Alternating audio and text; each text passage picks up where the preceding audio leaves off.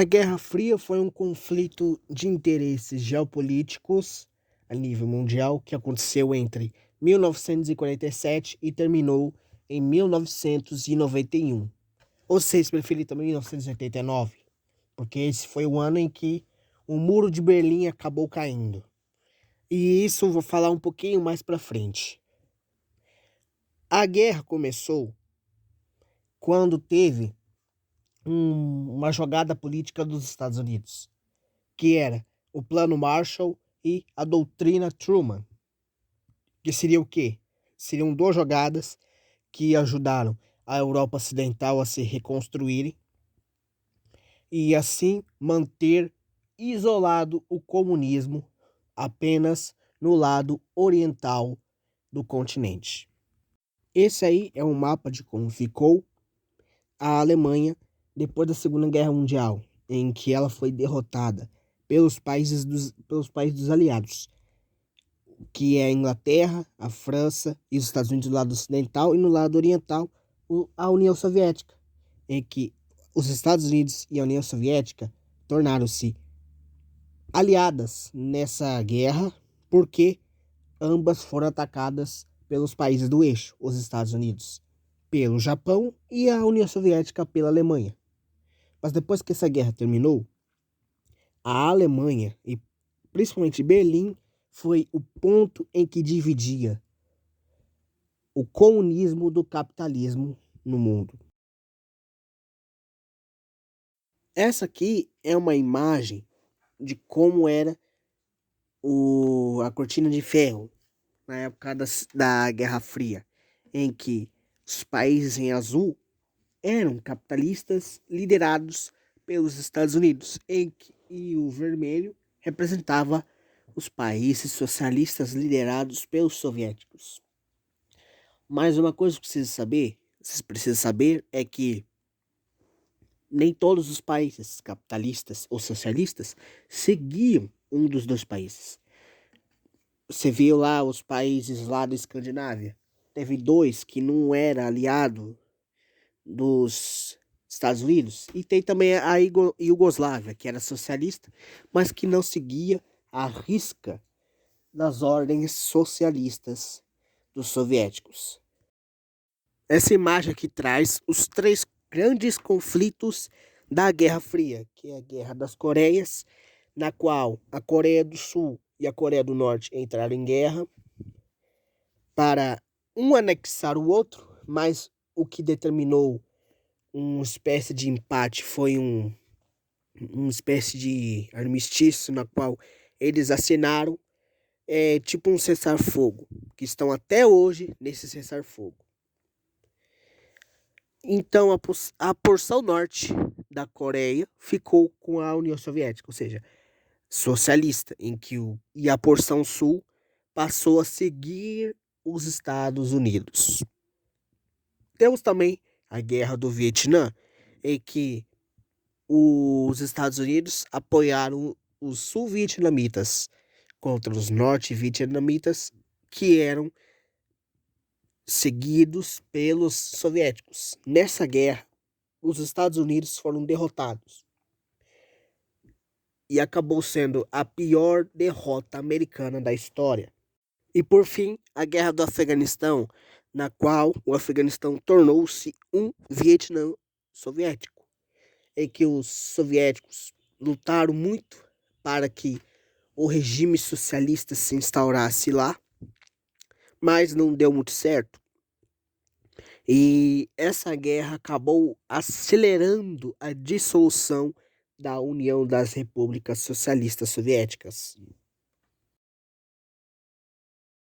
A Guerra Fria teve algumas fases, mas vou dizer só duas, que a primeira fase é justamente a corrida armamentista. A corrida armamentista foi uma disputa entre os dois países para ver quem tinha o maior número de armas nucleares um contra o outro. E milhares de bombas eram produzidas. Chegou no momento em que a União Soviética tinha mais de 40 mil armas nucleares, 10 mil a mais que os Estados Unidos. Bom, A Guerra Fria, apesar do nome irônico, não foi tão fria assim. Chegamos perto de uma catástrofe nuclear. Chegamos perto de uma guerra nuclear. O mais próximo que chegamos de uma guerra nuclear foi na crise dos mísseis de Cuba, em que, alguns anos atrás, antes desse ano, em 1959, os Estados Unidos tentou invadir Cuba para tentar retomar o controle capitalista na região, mas que foi miseravelmente derrotado pelas tropas de Fidel Castro.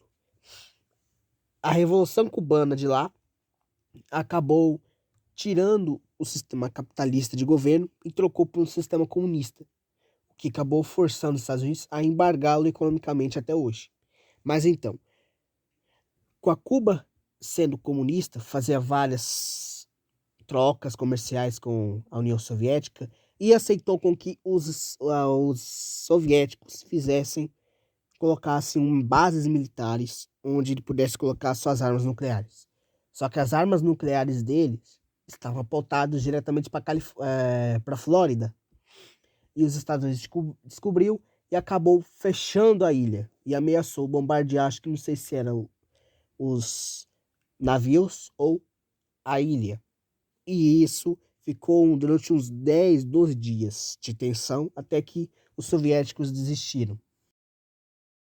E a União Soviética saiu como derrotada da história, o que forçou, obviamente, a saída de Nikita Khrushchev, que era o líder soviético na época, que lutou contra o Stalin, que fazia inúmeros crimes e que ele revelou isso ao mundo, revelou ao Ocidente e fez o processo de desestalinização, que era tirar tudo que tinha do Stalin, apagar o Stalin da história da União Soviética. E a segunda parte foi a corrida espacial, na qual os Estados Unidos e a União Soviética pensaram o seguinte, que não adiantaria criar um monte de armas se eles não iam usar. Então eles olharam para o espaço e começaram a guerrear por lá, a ver quem que chegava mais longe. A União Soviética foi para frente, foi a primeira a largar, com o primeiro satélite artificial lançado na história, com o primeiro ser vivo a orbitar o planeta, o primeiro homem a ir para o espaço e a primeira mulher a ir para o espaço também. Mas também tem os Estados Unidos, que fez a sua principal vitória, teve a sua principal vitória na Guerra Fria, nessa corrida espacial, que meio que determinou a vitória dos Estados Unidos sobre a União Soviética de novo. A ida do homem à Lua. A União Soviética, ao longo do tempo, perdeu sua força que tinha nos anos anteriores. E já não tinha tanta influência assim na sua esfera. E o que acabou permitindo com que muitos países dentro da União Soviética pedissem pela independência. Vários países pediram pela independência, mas também algo interessante aconteceu, que foi a queda do Muro de Berlim, em que alemães orientais e ocidentais se uniram para destruir o muro que estava erguido desde 1961 e que foi derrubado no ano de 1989. O secretário-geral partido da época, o Mikhail Gorbachev, criou 2 programas para que salvasse a União Soviética de forma econômica e política, Perestroika e Glasnost. Esses 2 programas meio que aceleraram o fim da União Soviética. E também fez com que o líder acabou sendo deposto, sofrendo um golpe de Estado. Porém, Boris Yeltsin acabou mandando de volta ao poder. O Gorbachev tentou segurar as rédeas da União Soviética novamente, mas não adiantou. O que fez com que, pouco a pouco, os estados dentro da União Soviética acabaram pedindo pela independência. E no dia 26 de dezembro de 1991, o Partido Soviético votou e determinou o fim da União das Repúblicas Socialistas Soviéticas.